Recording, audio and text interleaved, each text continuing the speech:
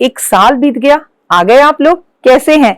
नमस्कार, सुस्वागतम, वेलकम, अभिनंदन। नहीं, ऐसा नहीं है, यूं चुटकी बजाकर नहीं बीता है, बहुत इंतजार किया है हमने इस साल का। ओए होए, नमस्कार, सुस्वागतम, वेलकम, अभिनंदन।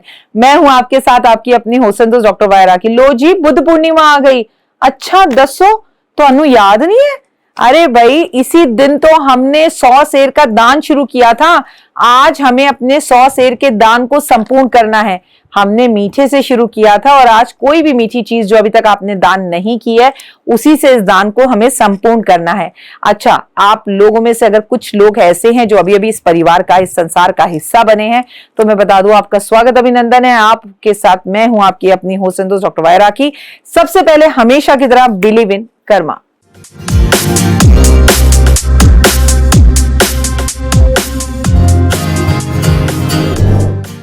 तो 100 सेर का दान ये होता है जी कि हमें एक साल में किसी भी पूर्णिमा से, हम लोगों ने पिछली बार जो है मई की पूर्णिमा से शुरू किया था, जेठ के महीने में शुरू किया था, और एक साल के अंदर हमें कोई 100 चीजें दान करनी होती हैं, ठीक है।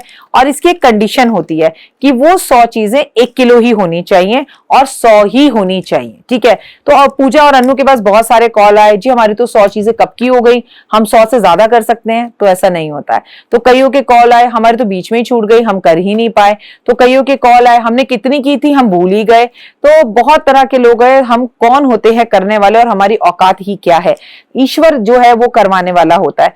ये 100 सेर का दान आपको अपने परिवार के हर बंदे से करवाना चाहिए। हम मरेंगे फिर हम जीवित होंगे, ये संसार मरण चक्र का चलता रहेगा। जो भी चीजें आपने दान करी हैं, जो आपकी फेवरेट है, जो हमारे अपने डेली रूटीन और चर्या में है, ये 100 चीजें यूं हो जाती हैं, जैसे 1 किलो पालक, 1 किलो आलू, 1 किलो प्याज, 1 किलो टमाटर, 1 किलो दाल चावल, दुनिया भर की दालें हैं, दुनिया भर के अनाज हैं, 1 किलो गेहूं हो गया, चने की दाल हो गई, ठीक है। चने की दाल दान करो तो उसमें छोटी सी नोसपिन डाल दो, तो सोना भी दान हो गया उसके साथ। आप चावल दान करो तो चावल के साथ आप एक छोटा सा चांदी का सिक्का डाल दो, तो चांदी भी दान हो गई। इस तरह से हम इस दान को संपूर्ण करते हैं, और आज हमारा ये दान पूर्ण हो रहा है। और आज हम कोई 1 किलो मीठी चीज किसी भी मंदिर में देंगे, और हमारा ये सम्मान जो है वो पूर्ण हो जाएगा। जो अलग से शुरू करना चाहते हैं वो मुझे कमेंट करके बताएं, मैं इसके ऊपर अलग से वीडियो बनाऊंगी। आज है 23 मई, गुरुवार का दिन, भगवान विष्णु का दिन है, वैशाख मास की पूर्णिमा है, और आज की पूर्णिमा को बुद्ध पूर्णिमा भी कहते हैं। बहुत ध्यान से सुनिएगा, वैशाख मास की पूर्णिमा में स्नान करने का साथ साथ मां लक्ष्मी को प्रसन्न करने के लिए बहुत ही खास उपाय होता है, बहुत ही खास दिन होता है। इस दिन हम भगवान विष्णु की लक्ष्मी के साथ पूजा करते हैं, और इस दिन हम लक्ष्मी और विष्णु को जब मनाते हैं तो यकीनन हमारे जीवन से दरिद्रता दूर हो जाती है, कष्ट और तकलीफें दूर हो जाते हैं। मैं आपको बता दूं कि पूर्णिमा की जो तिथि होती है वो समर्पित ही होती है मां लक्ष्मी को, और अगर इस दिन उनके पति का दिन पड़ जाए, भगवान विष्णु का दिन पड़ जाए, तो होए फिर तो बात ही क्या है। तो आज आप 11 पीली कौड़ियां लेंगे, और आप सफेद कौड़ी भी दे सकते हैं, काली कौड़ी भी ले सकते हैं। उन्हें हल्दी लगाकर मां लक्ष्मी के सामने रखेंगे और उनके आगे गाय के घी का दिया जलाएंगे। आप इस बार से करना शुरू करिए, और इसे फिर इस दिए को हर शुक्रवार को उन कौड़ियों को धोइए, इन पर हल्दी का तिलक लगाइए, और हर शुक्रवार को इसकी पूजा करनी शुरू करिए। क्या होगा इससे, ये मैं थोड़ी बताऊंगी, ये तो आप बताओगे। करके देखो आपके घर में कैसे पैसा बरसता है, और कैसे पैसा रुकना शुरू होता है, कैसे लोगों के व्यवहार में परिवर्तन आता है, कैसे लंबे समय से रुके हुए काम तेजी से होने लगते हैं। पूर्णिमा की आधी रात को घी का दीपक जलाकर लक्ष्मी स्रोत का पाठ करें, और ऐसी मान्यता है जिसको धन की प्राप्ति चाहिए, पूर्णिमा पर मां लक्ष्मी धरती पर ही होती हैं। तो अगर आप आधी रात में, यानी कि खाना वाना बच्चों को खिलाकर 11, साढ़े 11, 12 बजे नहा धोकर, पीले वस्त्र पहनकर और पीला टीका चंदन का लगाकर, और फिर मां के सामने गाय के घी का दिया जलाकर कनक धारा स्रोत, लक्ष्मी स्रोत का पाठ करते हैं, तो मां लक्ष्मी सूत का पाठ करते हैं, तो बेहद प्रसन्न होती है। या लक्ष्मी चालीसा ही पढ़ लीजिए, चलिए, कुछ नहीं पढ़ सकते, और जो लोग पढ़ नहीं सकते कम से कम उसे सुन लें। पूर्णिमा के दिन पीपल के पेड़ पर जल अर्पण करेंगे आप, मिठाई का भोग लगाएंगे आप, और आज 5 तरह की मिठाई आप लक्ष्मी जी का नाम लेकर पीपल के पेड़ पर रखकर जरूर आएंगे। लेकिन पीपल के पेड़ को स्पर्श नहीं करना। पूर्णिमा के दिन मां लक्ष्मी को खीर का भोग लगाया जाता है, और अगर ये ड्राई फ्रूट या मखाने की खीर हो और पूरा परिवार इसे मिलकर खाए चंद्रमा की रोशनी में रखकर, तो घर में आपस में प्रेम बंधा रहता है।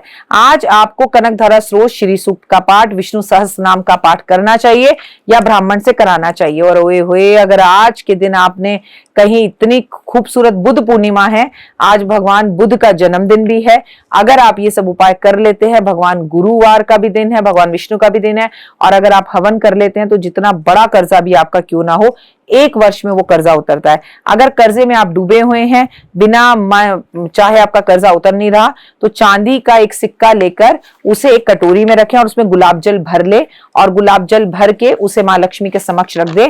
अगले दिन सुबह उठकर इस गुलाब जल को पूरे घर में छिड़के और उस व्यक्ति की जेब में इस जो चांदी का सिक्का है उसकी जेब में रख दें, जो कारक है इस कर्जे का, जिसकी वजह से कर्जा चढ़ा है, या वो जो व्यक्ति इस घर में कमा रहा है जो इस कर्जे को उतारेगा। बाकी सब काम लक्ष्मी जी करेंगी, मैनिफेस्ट करके रखेगा।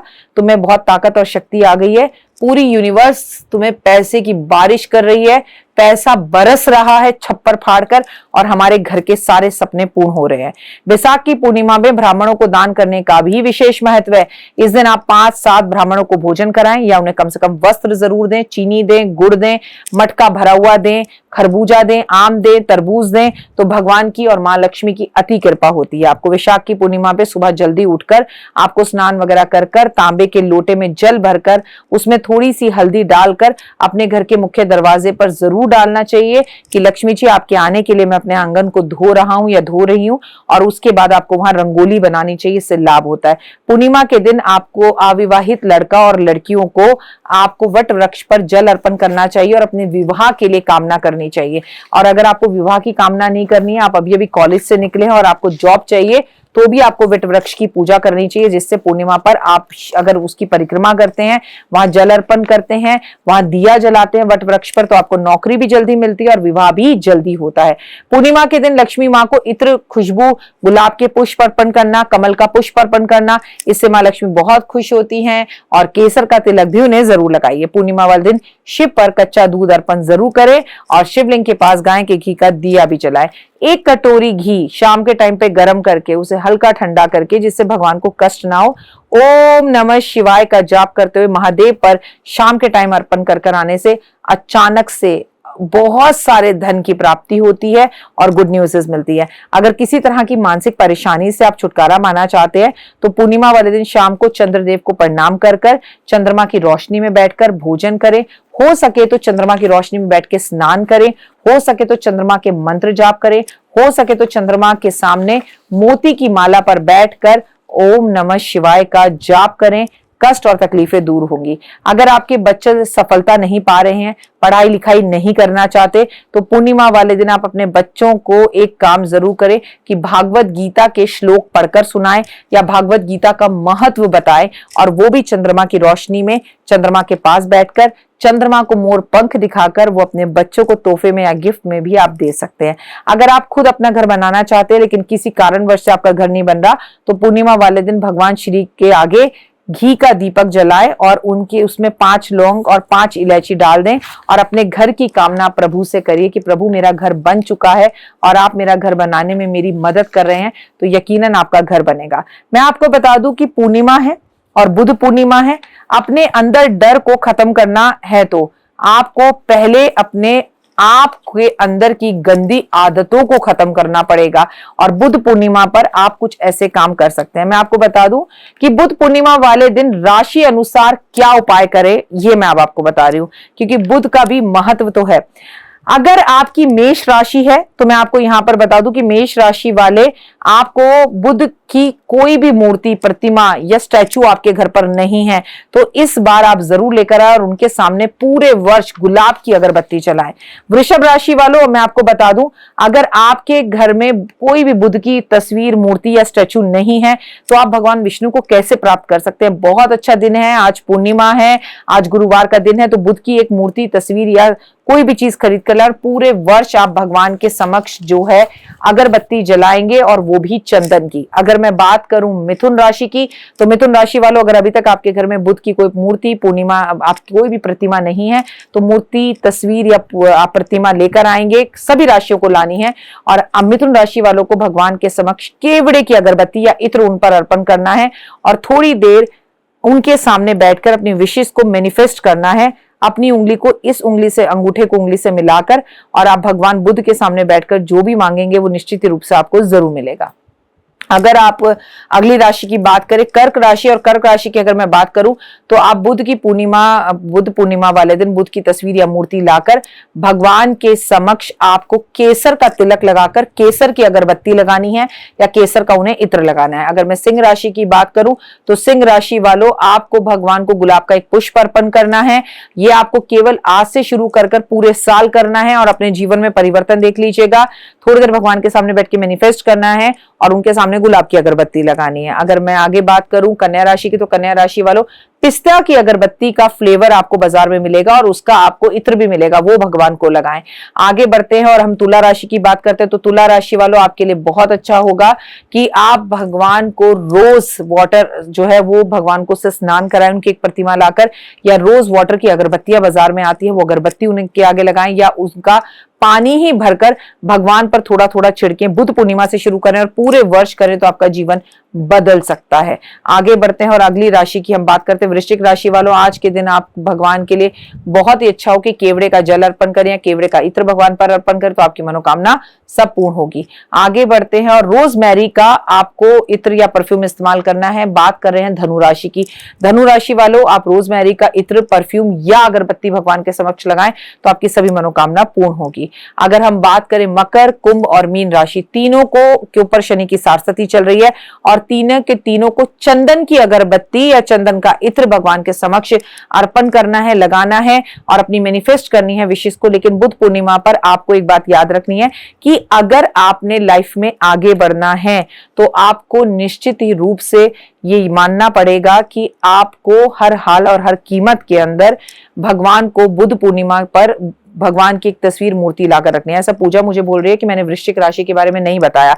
अगर मैंने वृश्चिक राशि के बारे में नहीं बताया, जो कि मुझे लग रहा है मैं बता चुकी हूँ, तो मैं बता दूं मंगल की राशि है आपकी और मंगल कारक होता है गुलाब का। तो बहुत जरूरी है कि आप भगवान को पूरे वर्ष, चाहे वो हनुमान जी हो या बुद्ध भगवान हो, आप उन्हें गुलाब का जो है पुष्प अर्पण करें। अब आपको आपकी राशि ही नहीं पता कि पता नहीं आप कौन सी राशि से बता रही हो राखी मैम, तो मैं चंद्र राशि से बता रही हूँ, मैं लगन से बता रही हूँ। आपको आपकी राशि नहीं पता, साइड कर दीजिए।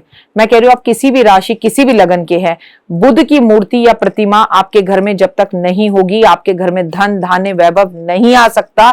तो ये प्रतिमा या मूर्ति आपको कोई तस्वीर तोहफे या गिफ्ट में दे तो ज्यादा बेहतर होगा। तो तोहफे या गिफ्ट में ले लीजिए उनसे और उसके बाद मांग कर लीजिए कि मुझे प्लीज आप गिफ्ट में दे दीजिए, और उन्हें आप पूरे वर्ष केवल गुलाब का इत्र और गुलाब की अगरबत्ती, गुलाब का पुष्प अर्पण करिए और अपने जीवन में परिवर्तन देखिए। फिलहाल दीजिए इजाजत। नमस्कार, जय माता दी।